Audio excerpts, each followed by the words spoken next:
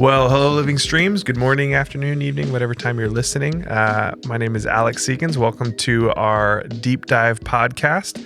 We got a couple special guests today, filling in for David Stockton, who is a little under the weather today, but not too bad. I'm sure he'll be better. I'm sure by the time you're listening to this, he's already feeling 100%. But we got Renee Bergmen, our new women's pastor, an awesome, wonderful follower of Jesus, and someone I really enjoyed talking with. So I thought, hey, no David, let's see if Renee can join. Yeah. And Cliff Cesar, who runs our, what's your official, like the Connections-y? Yeah, First Impressions. First Impressions, there it is. I was like, not Connections. That's Cliff is our resident extrovert. Yes, yes, he is. Hands down.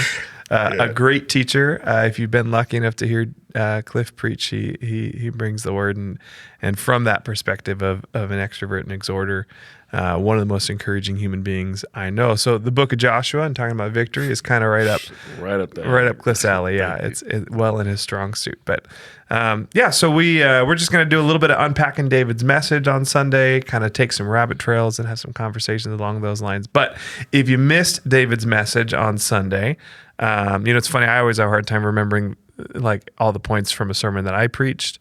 But then David preached a 7-point message on Sunday. So I got that's a lot. Yeah, I got some notes there. A lot of points to go through. Yeah. So he talked about basically what are the steps that Joshua took that led to victory in the Lord as we kind of go through the beginning of the book of Joshua. So he talked about start talking about it, seek confirmation, spy out the land, step out, set up memorials, believe God is working, repent, and be circumcised often. So that's that's the funnest point there. We can unpack that a little bit more later on because with no context there, that's a bit of a weird one.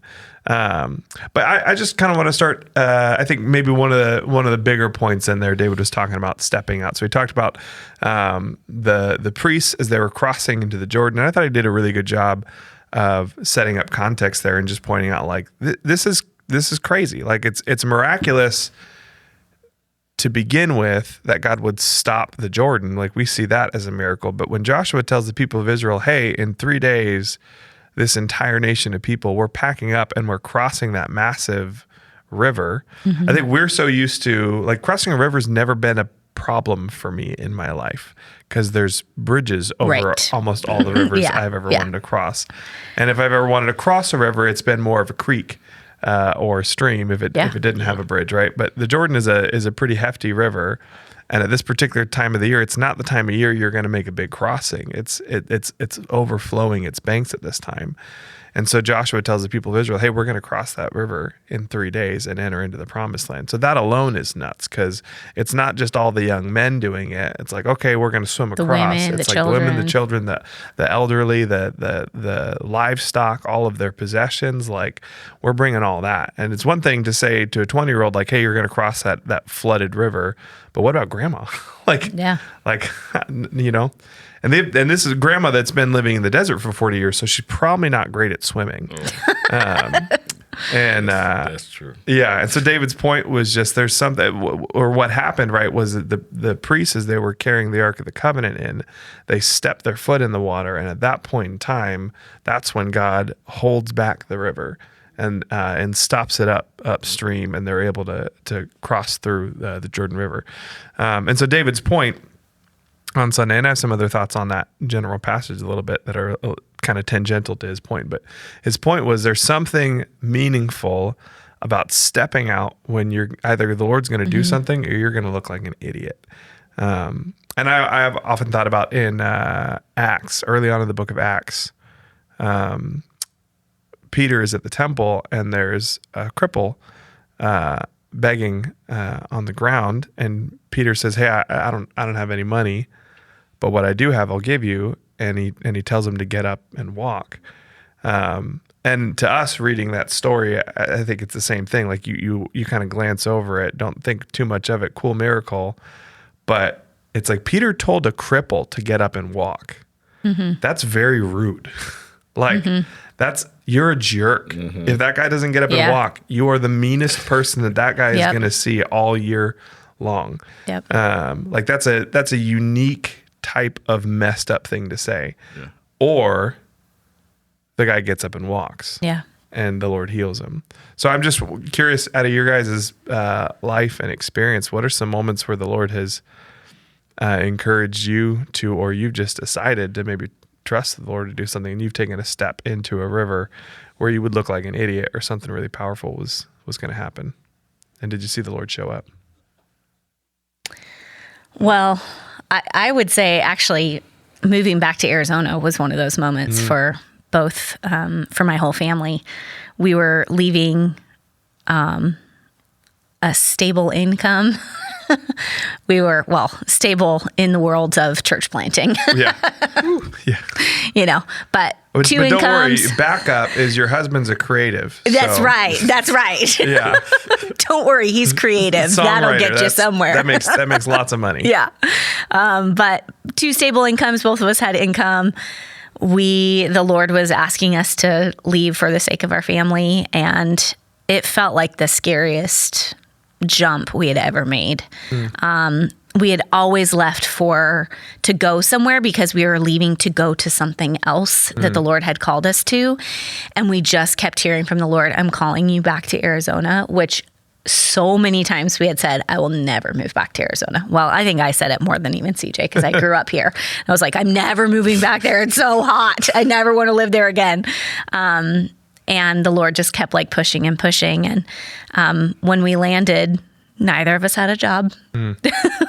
We had 2 children, a mortgage, and had to figure things out. And, a couple years later, we landed here at Living Streams, and me stepping on staff here has just been like a total crazy turn of events that we didn't see coming. And just really, really huge blessings watching the Lord provide manna daily. So it hasn't been that there's been this, really clear, and then there was a job waiting for CJ. That really didn't happen. He was still in school. But we've watched the Lord provide in just small little ways and show up with manna for the next day. So, which is really hard to live that way. Yeah. We want to live in a way that, I think what David was talking about is so moving when you think about really stepping out into the river.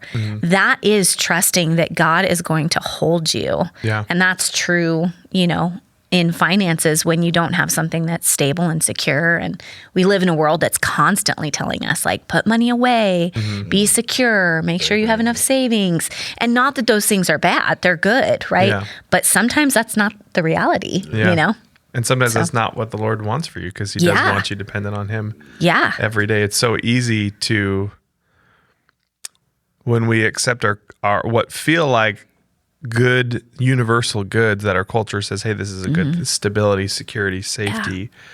It feels so well, it's a good thing. How can it be anything but good? But the reality is sometimes those good things are bad things. Yes. It's funny. I resisted watching it for a very, very, very long time. But my wife and I, we've been scraping the bottom of the barrel for kids shows. And so we broke down and we watched Paddington. I had heard it was really good. It's Have you guys seen Paddington? It is. I liked it. I liked Dalton, you got any take on Paddington?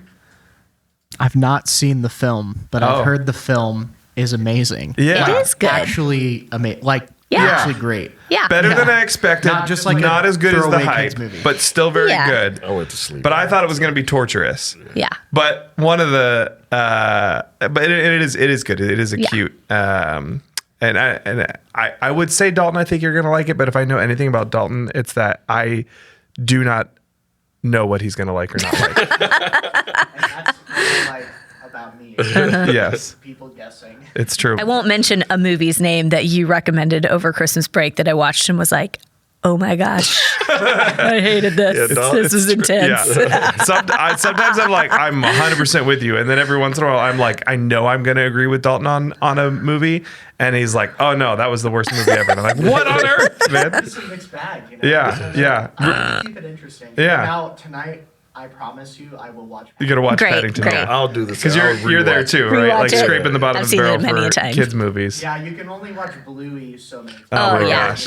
Dude, we've been pretty good at holding off on like the shows that we absolutely don't want to watch. There's only a couple that we've let Silas get Don't let into? Caillou in. Oh, no. Don't Not let going to it- happen. don't let it happen. No way. That's But- good recommendation. Don't let him in.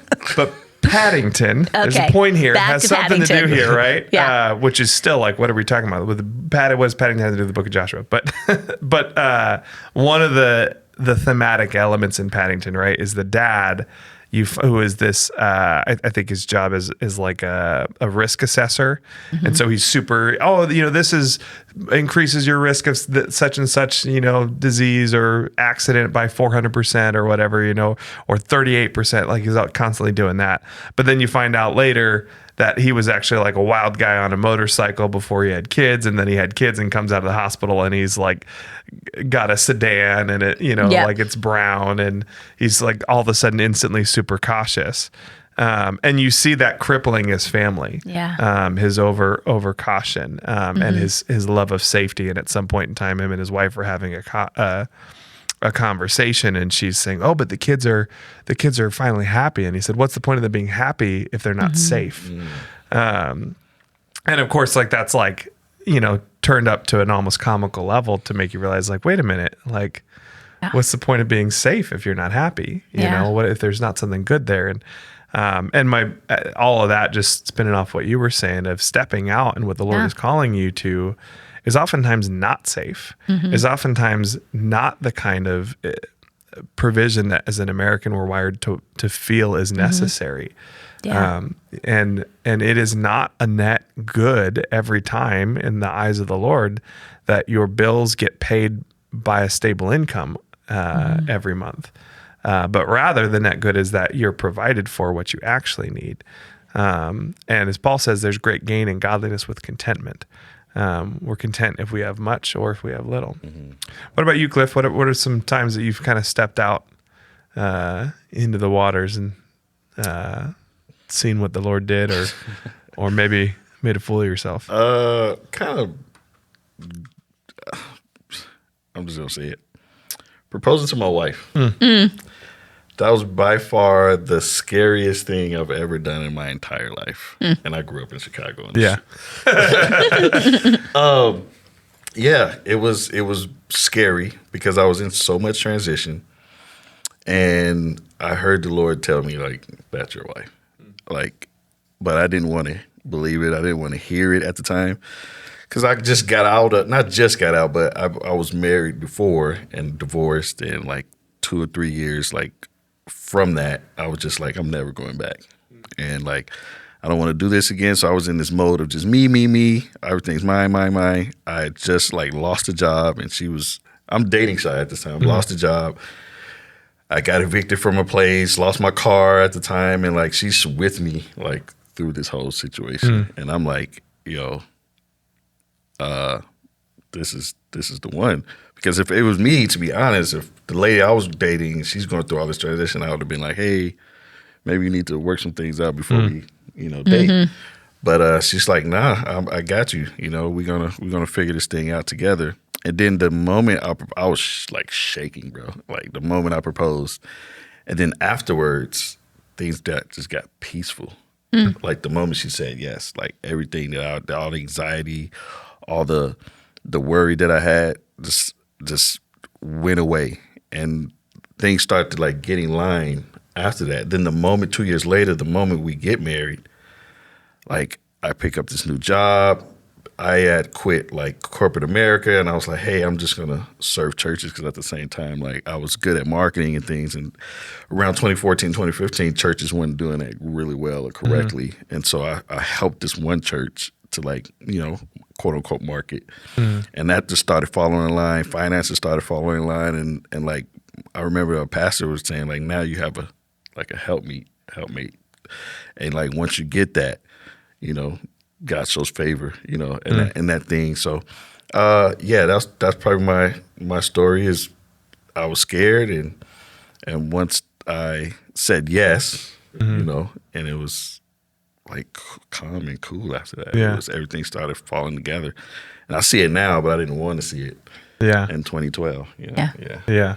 That's pretty cool. And I can see that too. Shy is your secret weapon in a lot of ways.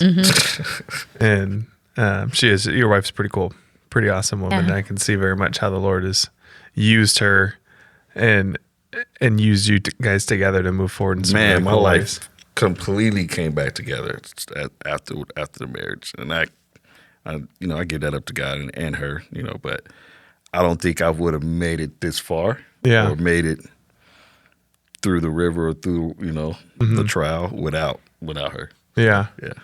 One of the things on that particular passage, David covered a lot of ground as far as the book of Joshua goes, but that story of the Levites entering in to the Jordan River with the Ark of the Covenant, that I thought was interesting. That I wouldn't say it was on David's chopping block, but I didn't get to preach on that, so it was on my. If I had preached on that, it would have been included in there, but.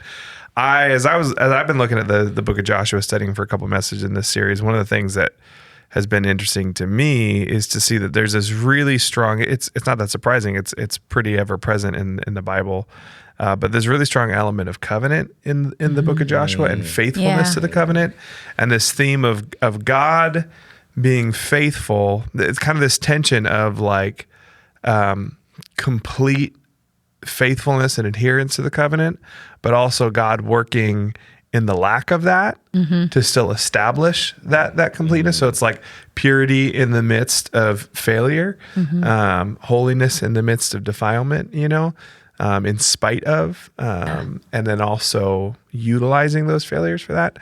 And so the covenant is a really big component of the book of Joshua, right? God is called, there's this strong covenant that God has between his people that has something to do with the promised land. Starts, with Abraham, God saying, hey, this land I'm going to give to you. And then the people of Israel going in to take possession of that after hundreds of years. And of course, the Ark of the Covenant is a pretty significant part of God's covenant with Israel. And it's interesting that as they enter into the Jordan, it's not just the people and their feet, although there's some significance there. It's the priests who are holding the Ark of the Covenant. They take a step in there first, and the moment those feet hit the water, the Lord holds back the waters. And one of the I know when we kind of think New Testament imagery, we think of the waters as a picture of the Holy Spirit, which is true. But in the Old Testament, in the biblical mindset, water is actually a picture of chaos and disorder. And that's why you see in the beginning of Genesis, right, the earth is formless and void, and the Spirit of God is hovering over the surface of the waters. And so what's happening there, literally, but also metaphorically, I think, is God saying, hey, the covenant holds back the chaos. Like this covenant is something that is holding back the chaos. And you see that, right? So you see everywhere in the book of Joshua where the people of Israel are not faithful to the covenant, chaos spills in. Yep. And wherever they are faithful, the chaos is held back. I mean, you're going into a land of giants, and the Lord fights for them because they're faithful to that covenant. And when you have a little bit of sin, a little bit of faithlessness, a little bit of compromising the covenant, like some chaos spills into their lives and into what they're doing. And I thought that was just interesting and worth noting if we were deep diving a little bit. I'm curious too, I guess, on that regard, if either of you guys could think of it on the spot here. I didn't prime you with this one. But if you guys can think any instances in your life where it feels like you've seen how faithfulness to God's covenant has held back chaos, or maybe not being faithful to his covenant has let some of that chaos spill in. That's a good question. Yeah. I can actually think of a time that it actually surrounded us moving. When we were moving, there was a job that I was being offered to work for another practitioner, to kind of be a second practitioner under her business. And CJ was sort of like, I don't know if you're supposed to do this, but I felt really overwhelmed by what was coming of like, gosh, we're not stable. This is not going to be this like easy thing. And I said yes to the job. And I mean, it very quickly fell apart within 6 months of working for the company. We just didn't align in what we believed was right and good. And in many ways, it was like this picture of working for someone that was pretty godless. And I knew that going in, and I was okay with like bringing my perspective of who I was and what I believed. But I watched the chaos, and I think I knew deep down in my gut that I was probably not supposed to take the job, but money felt like what was more important, right? Yeah. Like, but we need finances, and this will float us for a while. And it was really hard. It was super hard. And having to back away from it was really painful because I broke a relationship. You know, you're having to like kind of unwind something that you gave covenant to, that just kind of created mess. Yeah, it was really unfortunate. It's one of the few times that I've like moved forward with something when my husband was like, I don't know if you should do that, you know? And I was like, I think I'm going to be fine. I think I'm good. And he's really wonderful at saying, okay, I trust you, you know? But I needed to pause and listen of like, hey, let's see how God provides. I don't know if this is the way that it's supposed to happen, you know? Yeah. And there was a lot of pain in that, you know? Yeah. It's painful when you have to watch a job fall apart. And so. Yeah.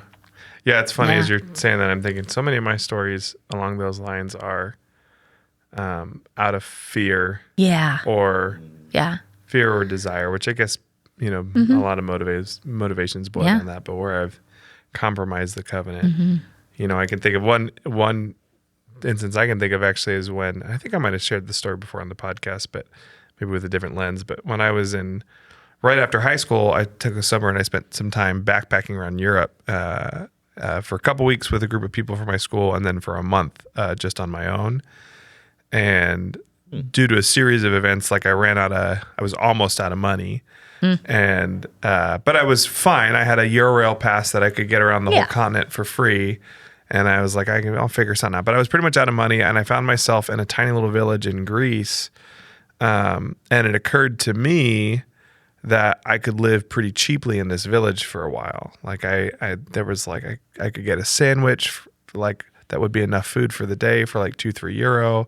There was a beach shower in this little town, and I had a little. That's a big deal, man. When you're backpacking around Europe and you got no money, a beach shower is because that's a lot better than the water fountains I'd been using to bathe in for the prior weeks. That's right. But in Europe they got like fountain water fountains, you know, but still not like, I definitely have had showers in water fountains. It's happened. You know, with your clothes on, but you 2 for 1. You're cleaning your clothes at the same time. That's right.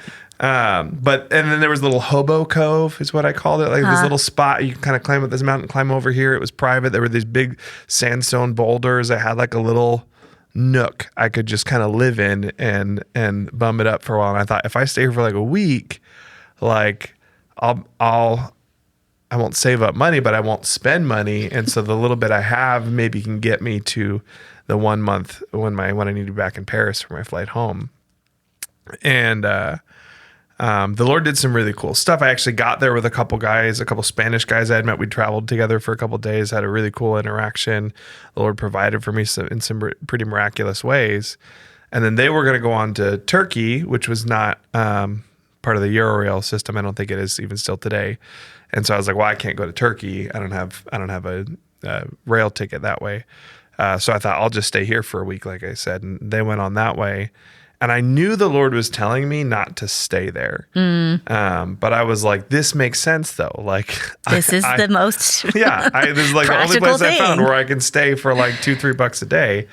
And it's a nice, pretty little town, you know, it'll be fine. But I knew the Lord was telling me not to. So first night in that town I spent there, those guys were there. It was actually a really cool time. The Lord provided some stuff for me in that way. They left. I disobeyed the Lord, stayed the next night, went to bed.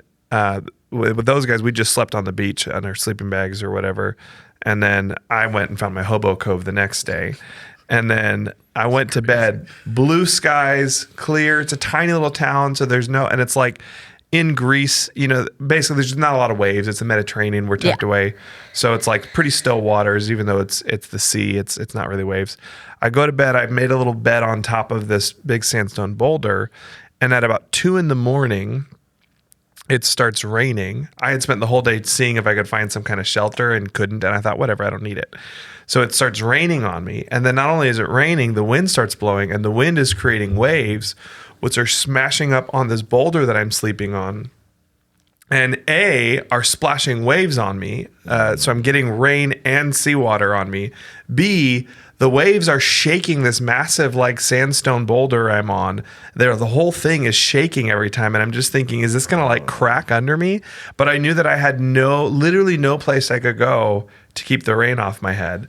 And so I just stayed awake from 2 a.m. until sunup and just dealt with, and just kind of like went in my sleeping bag, even though everything I own is getting soaking wet. And I just dealt with it until the sun came up, and immediately went to the bus station and was like, get me out of here. Oh my gosh. And then the later that day, or maybe a day and a half later, I don't remember. Maybe it was the same day. I can't remember. But I found myself by a series of events on a completely, with a first class train completely to myself, and having this conversation with the Lord, where he was telling me he was going to provide for me, because before I got on that train, I had gone to an internet cafe, because this was a thing that you did back in the day when you didn't have cell phone. Back in the early 2000s. I'd gone to an internet cafe and checked my bank account and found out that I'd gotten like $500 or $600 literally miraculously appeared in my account. It was not a deposit. It just was there, and it was not there anymore. Or it was not there before. Like it just came out of nowhere.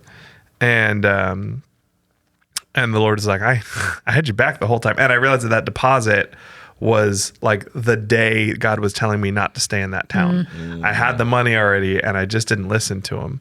He's like, you could have bought 2 sandwiches. Yeah, I could have gone to a place with a real shower. All that smashing waves, I'd have been waking up Jesus. Oh my gosh, man. Help me. But yeah, Help me out. It was a cool moment though. I've heard the Lord say, like, I'm always going to provide for you. Like I'm going to provide you a house. And if you don't have a house, you'll have a tent. If you don't have a tent, you'll have a sleeping bag. If you don't have a sleeping bag, I'll make the weather nice. And if the weather's not nice, I'll sit with you in the cold. Yeah. And my heart like leapt when there's one of the few times where I felt like the Lord has said specific words to me, not audible, but specific words.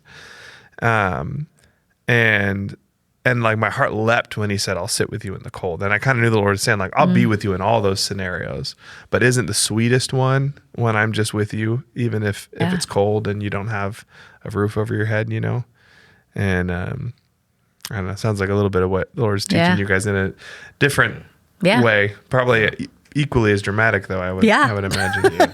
Yeah. Especially feeding a 15-year-old boy. Yeah. Oh my gosh. Yeah. You mean like feeding 5 human beings? It's like feeding 5 human beings I in one. remember that, man. I remember when I was like 19 or 20 and my metabolism changed, and I was like, oh, this is real disappointing. I can no longer eat 3 pizzas and all the wings I want. Something. I think that's what stops your metabolism. All 3 pieces. Probably. 19, it was like, whoa, all right. Yeah, I was like, oh, slow man. down. I used to do whatever I wanted, and I didn't get chunky at all. And then all of a sudden, I was like, looking a little puffy these days. Probably the pizza. Well, I think I think that maybe the next of the kind of bigger points that David was talking about was that idea of setting up memorials. The people of Israel, they crossed over the Jordan, they set up this altar so they would remember. And I'm curious if either you guys have any instances of that, any things that you've kind of done. I'm imagining you probably don't have like an actual uncut stone altar in your backyard. Speak for yourself. Cliff is like barbecue night every week. But I'm curious if there's been anything that you guys have done to kind of solidify a bit of a memorial, something to help you return to a time when the Lord showed up or provided or anything like that. I was in my life group yesterday, and we were talking about Mark and like how Jesus healed the man. And he told him pick up his mat and go.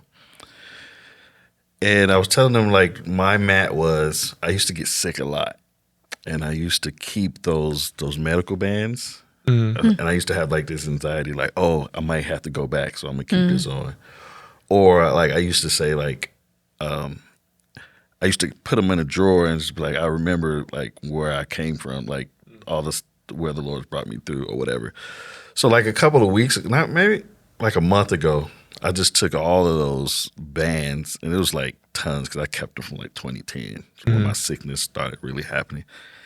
And I just like burned them all. I mean, I know it's like unethical, but it was like, I put them in my barbecue grill, and I just like burned them. And I was just like, the Lord, it's 2025, and the Lord brought me through all of that, and I'm still here. He's still working. He's still doing miracles in my life personally with this sickness and stuff that I've been going through, and still. But I just know that it was points where I could have died on the table, or I could have died before I've gotten to the doctor or the emergency room. And I'm like, man, the Lord kept me. So that was like kind of a relieving thing. That was like my memorial. It was just like, this is what the Lord's done, and like I'm not going back. Yeah. So you do have an altar in your backyard. Yeah, Just he barbecue. does. Yeah. Grill.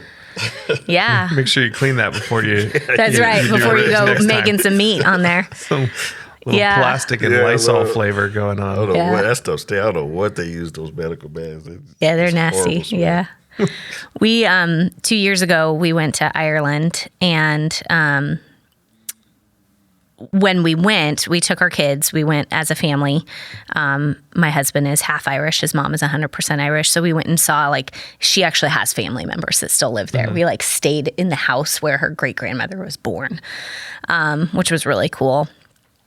But upon going, we took the ashes of our oldest son, and our oldest son, he would be 16 in March. And,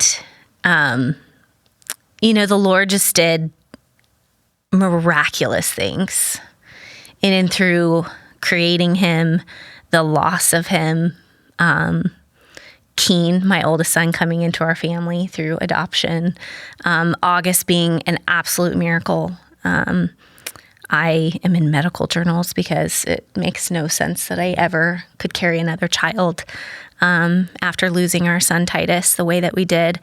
And it was such a perfect timing for us to do that memorial. We took his ashes. We went to the Cliffs of Moher and spread his ashes. And, a lot of times you think about spreading ashes of like this really somber, like sweet.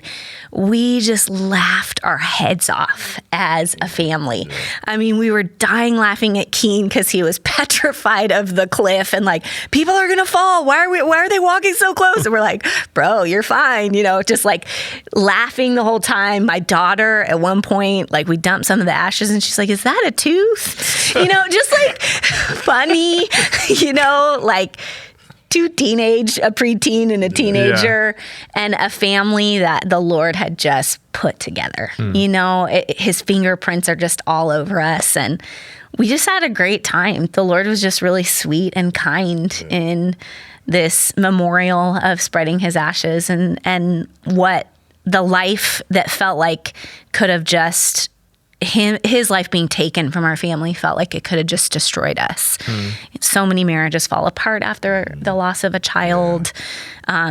Depression can just get so deep and dark after the loss. But he said, no, that's not what this is going to be. And that's not what I'm going to write in your family story by his loss. So yeah, it was really beautiful and so good. Super grateful. I just even get a sense of like how, I'm sure it's occurred to you guys, but how sweet it'll be when you're all together. As that family that the Lord has just pulled from different places. And even that moment being a little bit of like a precursor. Totally. Of what that moment a picture will of be like. it. Yeah. Yeah. Just doofing around and. Yeah. Just laughing our way through it, and enjoying each other as a family. And what a gift that we got to go to Ireland to do that. My in-laws took us there, that an aunt that passed away that they had cared for said, "Hey, I want the whole family to get to experience Ireland." And so it's just a really special, experience. Yeah. And I've been to the cliff somewhere. That is a really special spot too. Yeah. Was it clear? It was or windy? perfectly clear. Wow. It was amazing.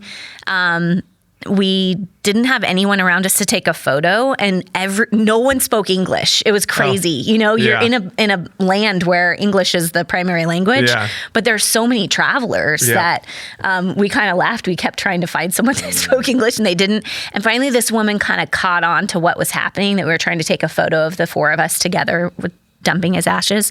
And so through just eyes, she caught on and said, give me your phone, which is a little risky to hand someone that doesn't speak English that you don't know in a foreign land your phone.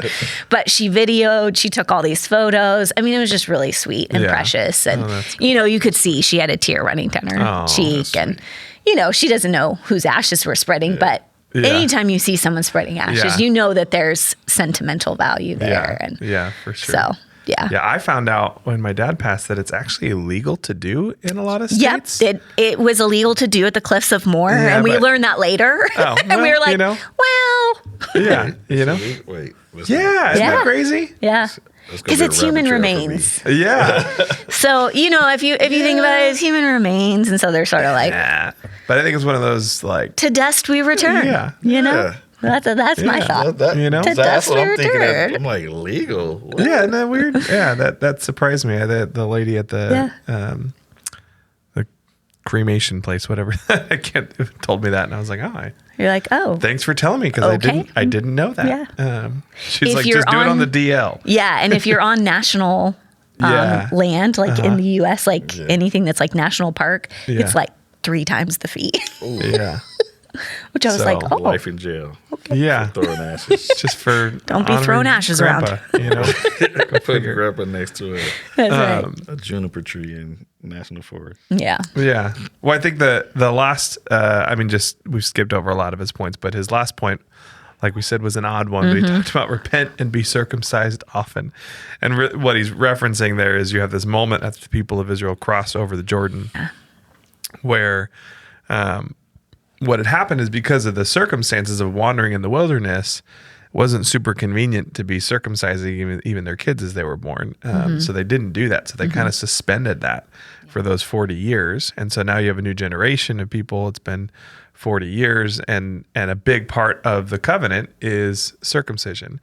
And so they've been neglecting that for a generation. And so they cross over the Jordan. They're circumcised, all the men are, and then they heal up for a little while. I think David made a joke of like that. There's a lot more to that little verse while they healed. Like that was That's was not a day. just keep on moving. I'm sure, yeah. But there's just this element of a little bit of repentance for the generation before and how they kind of had been. Compromising is too gentle of a word, but something between compromising and negligent of the covenant, and just kind of turned their back on it in some ways. And then this generation just kind of repenting of like, hey, circumstances got in the way of our faithfulness to the covenant. And which at the end of the day is still your decision, but just this repentance that they're bringing there, this returning to the covenant, that really is what repentance is returning to the covenant, coming back to the Lord and saying, I want to be faithful even though I've been unfaithful, and I want to return to this covenant that builds the framework for relationship with you, so I'm just curious. I think we're getting close on time here, but if either of you guys have a story really quick of. Maybe just a moment of returning to the Lord. Maybe a moment of maybe when it felt like kind of circumstances might have gotten in the way. But then you realize that, honestly, your story before kind of hits that mark a little bit of, we need some money, and so I'm going to do this, But any stories of times that you feel like you needed to come back to the Lord because circumstances got in the way, and you realize that those circumstances weren't more important than the covenant. I I reflect back on when CJ and I first started tithing faithfully. We got married really young. We got married on my 22nd birthday, so we were a couple babies. And, you know, I had grown up knowing what tithing was. I knew it was important. But in our early years of marriage, we were freaking broke as a joke. You know, we both worked at restaurants while we were in seminary, and we would have like $2 left over and be like, ooh, we can get McDonald's Sundays. You know, not anymore. Not anymore. You can't. But back then we could. We could get dollar cones these days. Oh man! But we started really feeling like a pull. The Lord, a series of things that had happened that He was asking us to begin tithing, and we were barely making ends meet. Like we could barely pay our rent, you know, and have enough money for groceries. And so we took a small little step of tithing. We weren't even tithing a full 10% in the beginning. But we just took a small step, and watching the Lord provide above and beyond what we needed every month when it didn't add up to what we made. It did not. It didn't make any sense. We were making minimum wage at restaurants. And I think oftentimes, you know, God asks us to do that, and He provides more than what we need. I think Joshua is just a beautiful picture of that, you know, of this like courage that God is asking people to have. So 2021, my mom started having some health challenges, you know. She was the one that kind of brought me into the faith, her and my dad, obviously, but she was getting some diagnoses that were kind of like, okay, she could make it through this, you know. Then she got that cancer diagnosis in September, and she died in December. I was PO'd at God. I just was like, I did the opposite of Job. I just called God every name in the book. I was just like, I'm done. I'm just going to, I was working for the church still. I was like, I'm just going to get money. Like I stopped tithing. I didn't want to teach anymore. I didn't want to do anything related to the church. I was just done. I stopped praying with my family. I stopped praying with my kids. I stopped reading. And like this, I only call it depression. It was kind of like an anger. You know, I was just like, why you do this? Why this had to happen to her? She was sweet. She did nothing wrong to anybody. And like my life just crashed because that was my mom was like my everything. And I remember just waking up, like I was dreaming, and my mom was in this dream. This was like 6 or 7 months later, and like I just see her so happy, like she was just like gave me a hug in this dream, and we're talking. I'm Haitian, so we speaking French to each other, and and right now I could barely speak French. Like, I mean, I can, but like it was just smooth in the dream. So we're talking to each other, we loving on each other, and then she just walks off into this light. This was in my dream.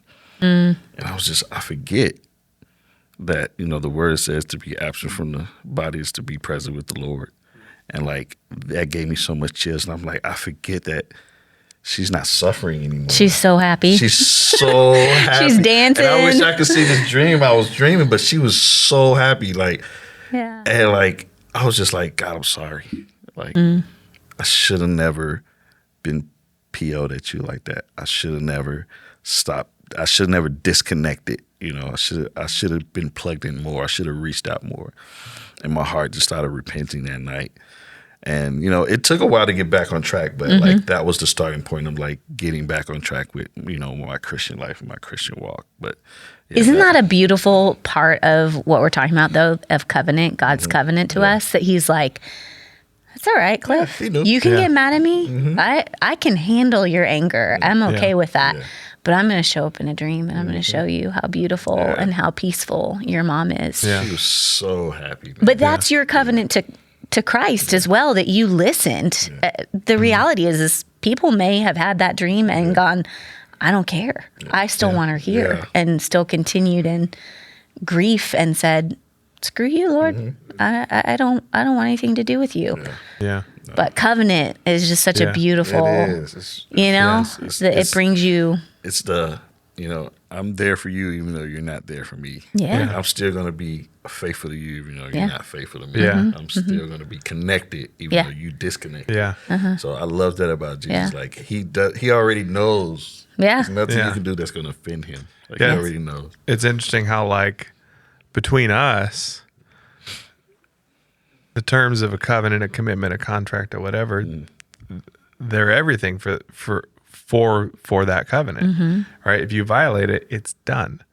Yeah. And what's so interesting with God is that he like supersedes those. And so with him, it's like it's never too late to be faithful to the covenant.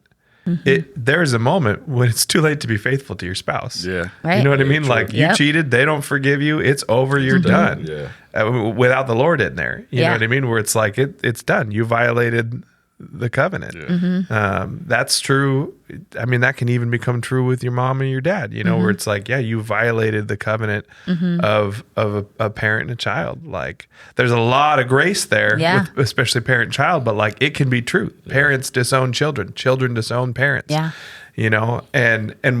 and only through the Lord do we have the capacity for those to be redeemed too. But just no God involved, just us. There's a moment it's too late. But with God, there's not a moment when it's never too late to be faithful to the covenant. Even after we have violated the covenant, even after we've spat in his face, even after we've rejected him, even after we've maybe crucified his own son, he says, "Nope, come on back." Yeah. You can be faithful. You can enter in.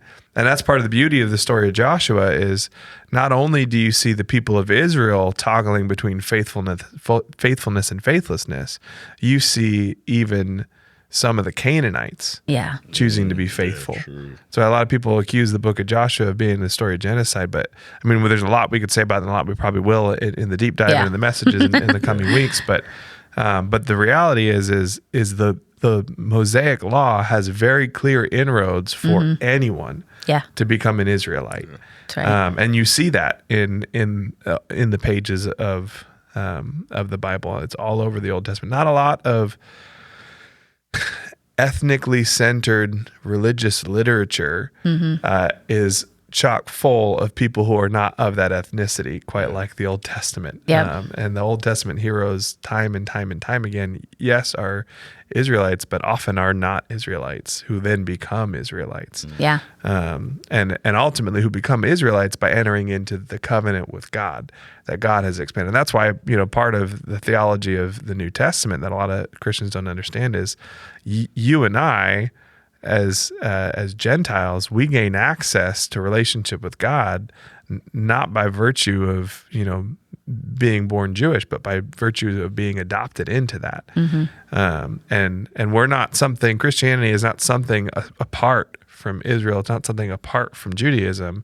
It is Judaism. And that can be confusing for a lot of people. And maybe I should have said that when we had more time to unpack it. We're coming to the end of the podcast there. But listen to the next podcast. Yeah, but the Bible's very clear that we are adopted and we are grafted into the tree of Israel. But anyway, Cliff, Renee, thanks so much for joining us. Absolutely. Thanks for having me. Always fun chatting with both of you guys. I'm glad those of you listening got to enjoy listening to Renee and Cliff share a little bit about their story and their walk with the Lord and some of the wisdom that they have. So for those of you who are listening, thank you so much for listening, hanging out with us, going a little bit deeper into the book of Joshua with us. We always appreciate that. And you guys hear it from everybody on every social media, everything. You can like and subscribe and follow if that's what you want to do. But either way, we're glad to have you here, and we'll see you on Sunday.